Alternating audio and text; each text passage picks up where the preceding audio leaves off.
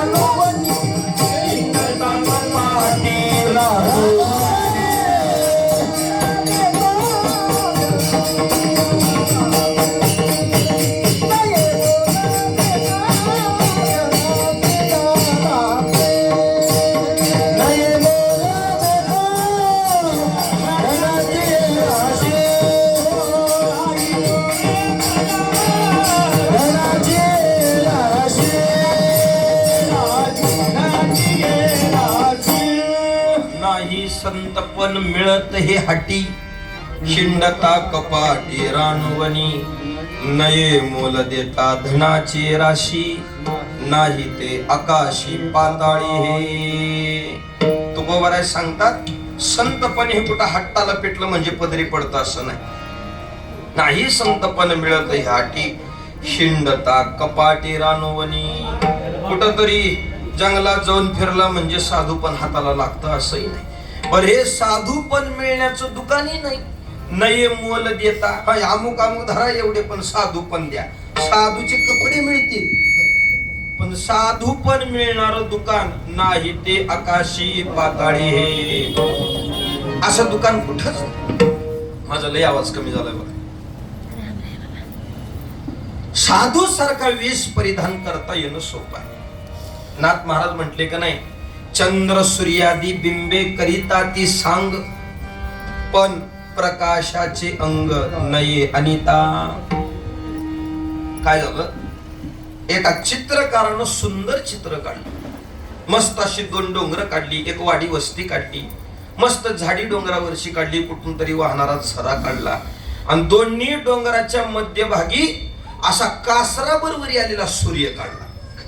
हुबेहूब सूर्याचं चित्र काढलं. हुबेहूब अगदी देखणं चित्र, हुबेहूब सूर्याचं चित्र.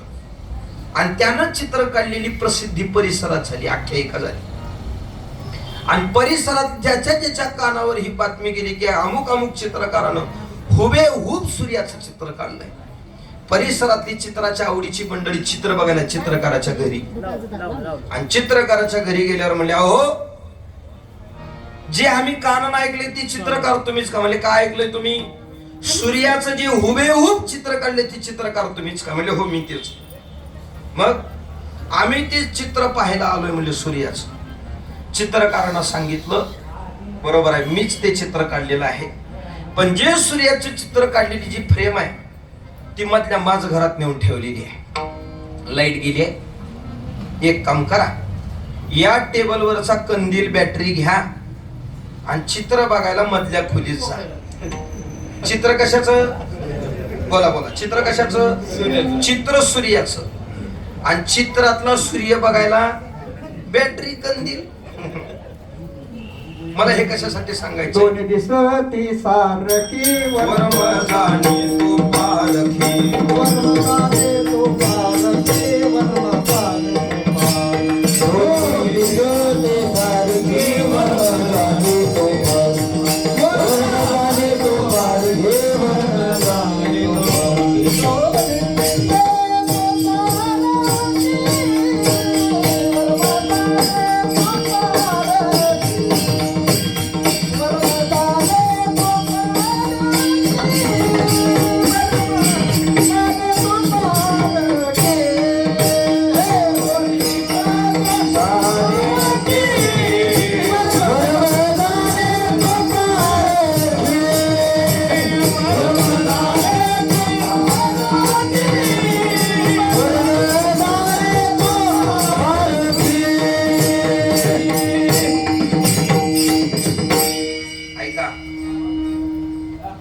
सूर्याचं हुबेहूब चित्र आहे.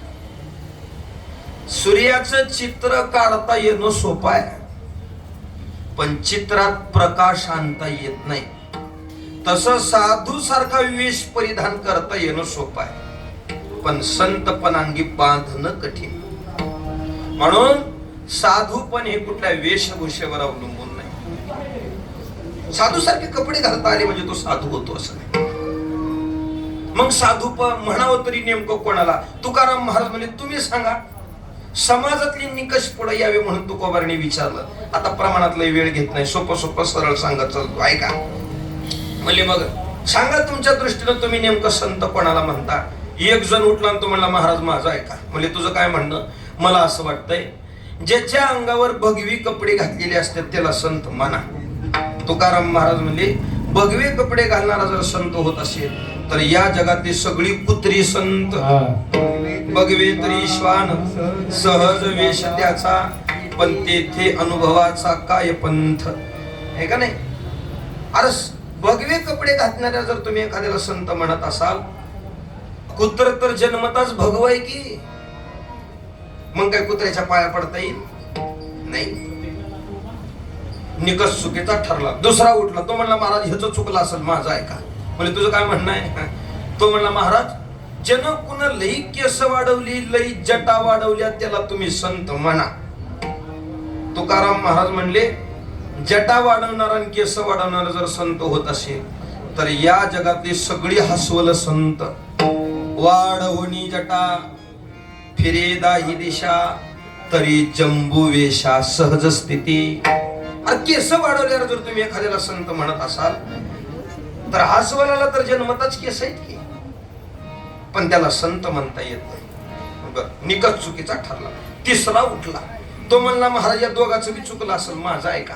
म्हणजे तुझं काय म्हणणं? म्हणजे मला असं वाटतंय जो कोणी कुठं तर भुयारातून कपारीत जाऊन राहिला त्याला तुम्ही संत म्हणा. तुकाराम महाराज म्हणजे भुयारातून कपारात राहणारा जर संत होत असेल तर या जगातली सगळी उंदर संत. उंदर कुठं राहतात? हो, बिळात. तुकोबारांचं म्हणणं आहे कोरोनिया भूमी मध्ये करी वास, तरी उंदरास कायवानी. साधू पण हे कुठल्या वेशभूषेवर अवलंबून नाही, आणि साधू पण हे कुठल्या केशभूषेवर अवलंबून आहे. मग नेमकं संत पण अवलंबून आहे कशावर?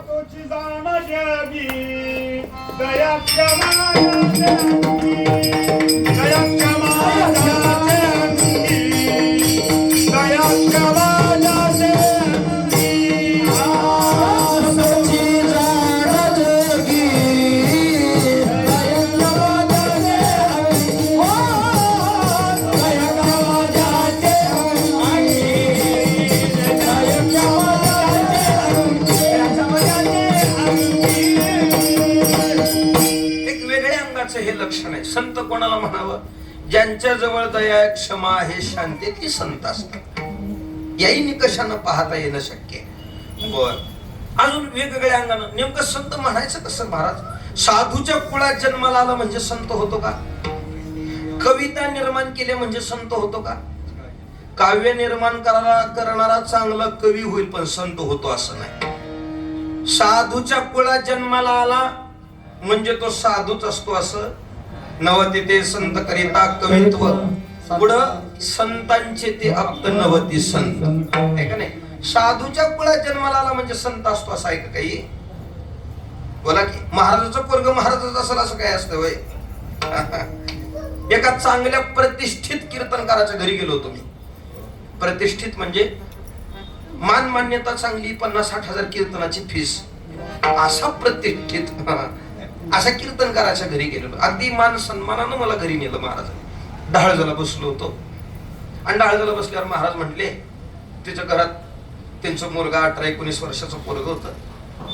महाराज म्हणले, अरे महाराज आलेत घरी, दर्शन घे. पोरग पळत आलं. अगदी विनयानं पोराने दर्शन घेतलं, तेवढ्या नम्रतेनं दर्शन घेतलं. पण मात्र घरात असल्यामुळं पोरग होतं बनियनवर, उघडच होतं ते तसं. आणि बनियनवर असल्यामुळे माझं सरळ सहज लक्ष गेलं गळ्यात. माळ नाही दिसली मला. एवढा प्रतिष्ठित कीर्तनकार त्याचं पोरग आहे. मी म्हणलं महाराज बोलू का एक तुम्हाला? म्हणजे बोला ना महाराज, मला एक विचारायचं होतं तुम्हाला. एवढी मान मान्यता आहे तुम्हाला, 50-60 हजार एका कीर्तनाची घेता तुम्ही, एवढा समाज तुम्हाला आज किंमत देतो. तुमचं पोरग 18-19 वर्षाचं झालंय, ह्याच्या गळ्यात माळ नाही दिसली. महाराज म्हणजे माळ नाही त्याला. म्हणलं महाराज आपण जगाला सांगतो तुमच्याच पोराच्या गळ्यात माळ नाही, घाला नाही आता तरी माळ, जाऊ द्या मागं नसेल तर नसेल, आता तर माळ घालाय ना. महाराज म्हणजे ह्याला माळ घालू आहे मी? लोक घाला ना माळ.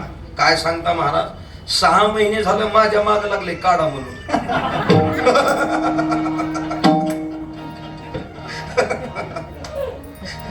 मला जे सांगायचं ते संपलंय. महाराजाचं पोरग महाराज असेल लांबची गोष्ट आहे, माळकरी असेल का नाही ह्याच्यात अडचण आहे. साधूच्या कुळात जन्माला आला म्हणजे तो साधू असतो असं. बर, खूप मोठी शृंखला तुकोबारीने आपल्या पुढे दिलेली आहे. नवती ते संत करिता कवित्व, संतांच्या नवती संत. नवती ते संत धरिता भोपळा, करिता वाकळा प्रावरणाशी. नवती ते संत माळा मुद्राच्या भूषणे, भस्म उधळणे नवती संत. नवती ते संत वेदाच्या पठणे, कर्म आचरणे नवती संत. नवती ते संत करिता कीर्तन, सांगता पुराण नवती संत. ऐका, संत कीर्तन करतात ही गोष्ट खरी आहे, पण सगळीच कीर्तन करणारी संत असतात असं नाही. येथे नाही वेश सरते आडनाव, निवडे घावडाव भावांगी. मग हे नेमकं संत पण अवलंबून आहे कशावर? वेगवेगळ्या अंगाने याला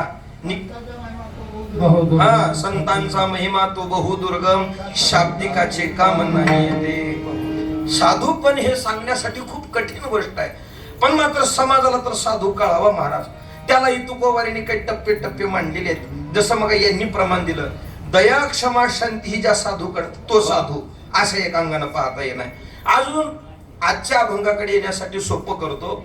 साधू पण अवलंबून कशावर आहे? संत पण ही कुठल्या वेशभूषेवर केशभूषेवर जाती जन्माला आला, त्या पंथात जन्माला आला, काव्य निर्माण केलं म्हणजे तो साधू असतो असं नाही. मग साधू पण अवलंबून आहे कशावर? संत पण अवलंबून आहे ते संतांच्या पावित्र्यावर. संत पण अवलंबून आहे संतांच्या पावित्र्यावर. बर, आणि अशाच पद्धतीची पावित्र्याची महिमा तुकोबर आहे. अभंगाच्या पहिल्या चरणात संत पवित्र तो देह, पवित्र तो देह, वाणी पुण्यवंता. पवित्र तो देह, पवित्र तो देह, पवित्र तो देह, वाणी पुण्यवंता. पवित्र तो देह,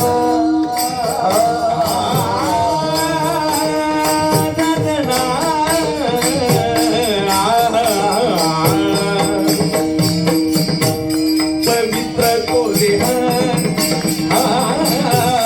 पवित्र तो देह, वाणी पुण्यवंता. पवित्र तो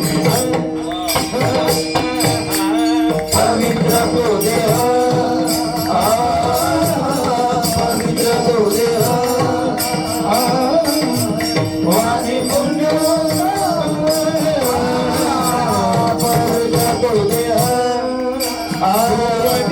अच्युत सर्व काळ, तुवदे अच्युत सर्व काळ,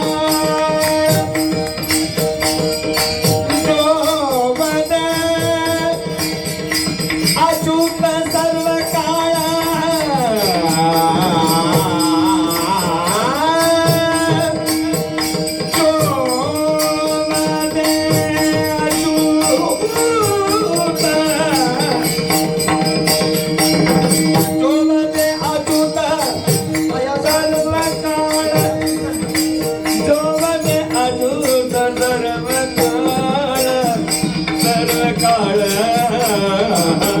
दयाच्या चिंतने, दयाच्या चिंतने,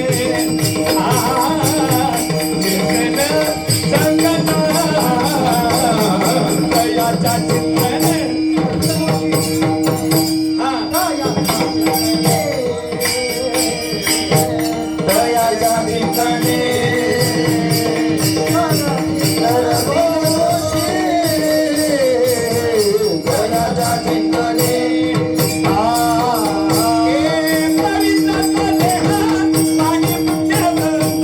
जोवदे अच्युत सर्व काळ, जोवदे अच्युत सर्व काळ. पवित्र तो देह, वाणी पुण्यवंता. जोवदे अच्युत सर्व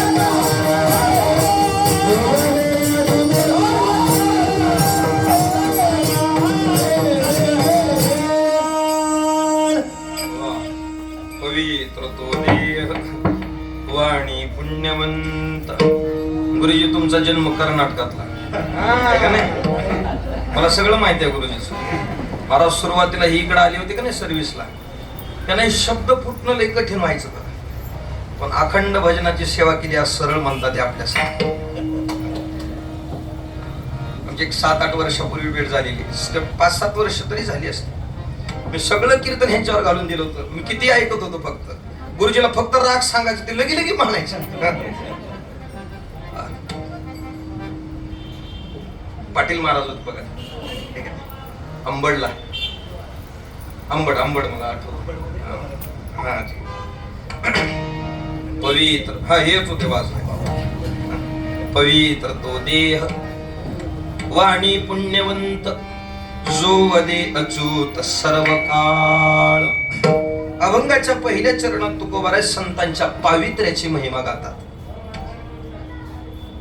संत पण अवलंबून आहे संतांच्या पावित्र्यावर. आपल्याकडे ही पवित्रता आहे आणि संतांच्या जवळ ही पवित्रता आहे. पण आपल्या जवळची पवित्रता वेगळी आणि संतांच्या जवळची पवित्रता वेगळी.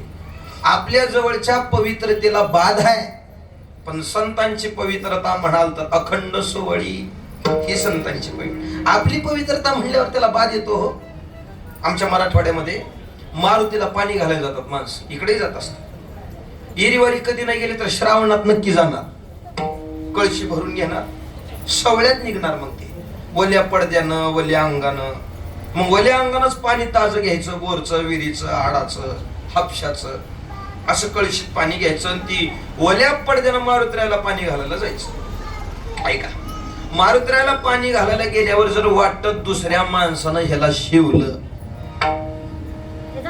ह्याच सवळं बाधित झालं, हे डबल आंघोळीला जाईल, पुन्हा आंघोळ करल, पुन्हा वल्ल होईल, भरलेलं पाणी उलटून देईल, पुन्हा ताज पाणी भरलं, मग मारुतीला पाणी घालायला जाईल. आपल्या जवळची पवित्रता, आपल्या जवळची हे सवळ दुसऱ्यानं शिवलं की आपली पवित्रता संपते, बाधित होते.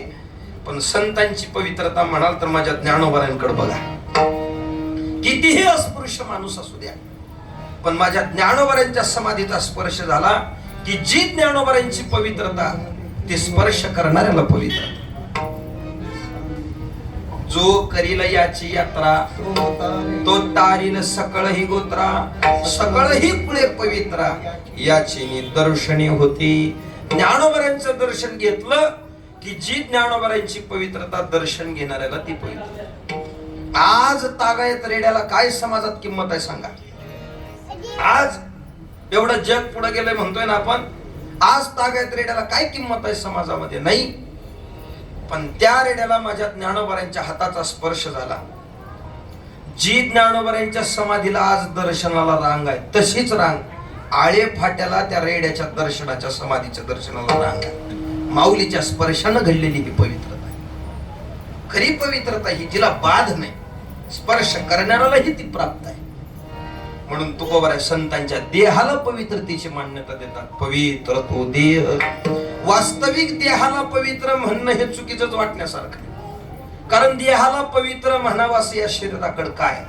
कोणत्याही अंगानं बघा, याला पवित्र म्हणता येण्यासारखं याच्याकडे काहीच नाही. चारी बाजूला देहाचा विचार करून पहा, याला पवित्र म्हणता येण्यासारखं याच्याकडे काही नाही. याचा जन्म पवित्र आहे का सांगा? 4 टप्प्यानं पाहू. झालं माझं कीर्तन, थोडा वेळ राहिलाय, ध्यान देऊ नाही का? 4 टप्प्यानं पाहू. पहिला टप्पा ध्यानात घ्या. याचा जन्म पवित्र आहे? बोला बोला. नाका तोंडानं बोल नको, असं मान हलवा, होय नाही असं, हा नाही, हा ठीक आहे ठीक आहे. याचा जन्म पवित्र आहे? नाही. बर, हे ज्याच्या आधारावर उभं टाकलं ते पवित्र आहे. शरीर कशाच्या आधारावर आहे? हस्ती, रक्त आणि मांस याच्यावर याची उभारणी आहे, ते तरी पवित्र आहे. जन्म पवित्र नाही. ज्याच्या आधारावर उभं टाकलं ते पवित्र नाही. तिसरी गोष्ट, या शरीरातून जे मिळतं ते पवित्र नाही. शरीराला 9 द्वार आहेत, पण एकाही द्वारातून आपल्याला कामाची गोष्ट भेटत नाही, त्याला त्याही अंगानं पवित्र म्हणता येत नाही.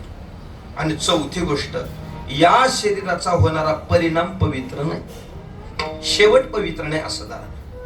हे का नाही?